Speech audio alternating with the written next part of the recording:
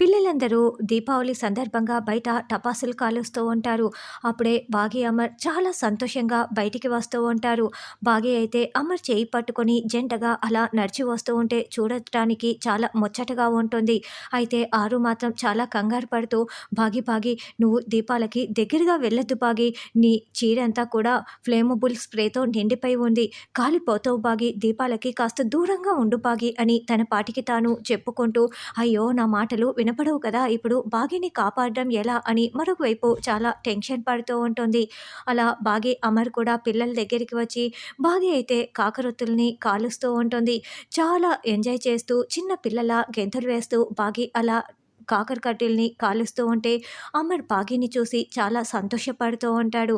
అప్పుడే మనోహరి, చంపా కూడా అక్కడికి వచ్చి నిలబడి చూస్తూ ఉంటారు. ఏంటి ఇది ఇంకా కాలిపోవటం లేదే! ఇప్పుడు ఒక ప్లాన్ చేయాలి అని మనోహరి అనుకుంటూ, అమ్మో! ఇలా రా అని పిలవటంతో చెప్పండి ఆంటీ అంటూ అమ్ము వస్తుంది. అదిగో అక్కడ దీపాలు ఆరిపోయి ఉన్నాయి. కొంచెం వెలిగించి వస్తావా అని మనోహరి చెప్పటంతో అలాగే ఆంటీ అని అమ్ము ప్లేటు నిండా దీపాలను పెట్టుకొని వెళ్తూ ఉంటే చెంబా పక్కనే వెళ్తూ ఉంటుంది. ఇక మనోహరి చెంబాకి సైగ చేయటంతో నేను చూసుకుంటానని చెంబా అభయం ఇస్తూ ఉంటుంది. ఇదంతా గమనిస్తున్న ఆరు అయితే అయ్యయ్యో అని చాలా కంగారు పడుతూ ఉంటుంది. అలా దీపాల ప్లేటును పట్టుకొని బాగీ దగ్గరికి రాగానే చెంబ తన కాలుని అమ్ము కాలుకి అడ్డు పెట్టేస్తుంది. దాంతో అమ్ము చేతిలో ఉన్న ఆయిలు, దీపాలు మొత్తం కూడా బాగీ చీరపై పడిపోయి వెంటనే బాగీ చీరకి మంటలంటుకుంటాయి.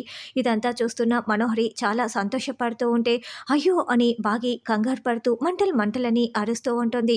ఇక అమర్ అయితే బాగీ బాగీ అని కేకలు పెడుతూ ఉంటారు. అయ్యో ఇలా జరిగిపోయిందేంటి అని అమ్ము చాలా షాకింగ్గా చూస్తూ ఉంటే మిసమ్మ మిసమ్మ అంటూ అంజు కూడా కేకలు పెడుతూ ఉంటుంది.